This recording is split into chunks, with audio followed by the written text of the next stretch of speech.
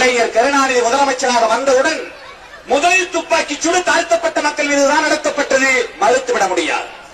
அவசியமே இல்லாமல், தேவையே இல்லாமல், அப்படிப்பட்ட ஒரு நெருக்கடியே ஏற்படாமல் அந்த துப்பாக்கி சூடு நடந்தது. ஆக ஜெயலலிதா ஆட்சியிலும் துப்பாக்கி சூடு, கலைஞர் கருணாநிதி ஆட்சியிலும் துப்பாக்கி சூடு. காரணியிலே ஜெயலலிதா அம்பேத்கர் சிலையை உடைத்திருந்தார். பெரிய குளத்தில் கருணாநிதி அம்பேத்கர் சிலையை உடைத்தெடுத்திருக்கிறார். என்ன வித்தியாசம்? எந்த வித்தியாசத்தை நம்மால் உணர முடியும்? திமுகவை வீழ்த்திவிட்டால் திராவிடத்தை வீழ்த்திவிட முடியும் என்று நினைக்கிறார்கள்.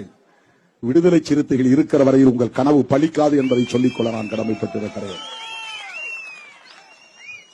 எத்தனை உயிர்களை பலி கொடுத்தேனும் திராவிட அரசியலை பாதுகாப்போம். அதான் அம்பேத்கர் சொன்னார்,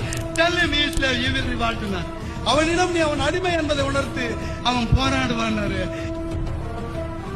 இன்னும் கூட நம்ம யார் என்பதை நம் மக்கள் புரிந்து கொள்ளவில்லை. அது வேதனைக்குரிய விஷயமாக இருக்கிறது. அதை புரிய வைக்குவது உன் கடமை. அப்போது உன்னுடைய கத்தியை அவன் பிடிங்கிக் கொண்டு போராடுவான். வெல்லணும், திமுகவா வெல்லணும், அண்ணா திமுகவா வெல்லணும், மதிமுக, அதிமுக, போதிமுக யாரெல்லாம் வர்றாங்களோ வெல்லணும். நம்ம அதான் நம்மளுடைய அரசியல். உன்னத்தை போய் சார்ந்து இருக்கிறது அது அரசியல கிடையாது. பாபா சாஹிப்க்கு பெரிய அவமானம். அது பெரிய அவமானம். இன்னைக்கு இவ்வளவு இளைஞர் வந்துருக்கீங்க, எதுக்காக வந்துக்கிறீங்க? தாய் தந்தை சொல்ல தட்டக்கூடாதுன்னு நினைக்கிறாங்க.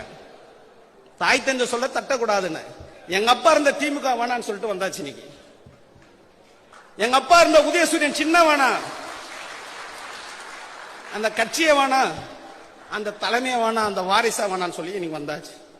புரட்சி தலைவர் வேணா, புரட்சி தலைவி வேணா, ரெட்டை இலைய வேணா, எந்த இலைய வேணான்னு சொல்லிட்டு வந்தாச்சு. இன்னைக்கு அடுத்தது பார்த்தீங்கன்னா உதயநிதியை முதலமைச்சர் ஆக்கிறதுக்கு கூட கூட்டிட்டு போவாங்க.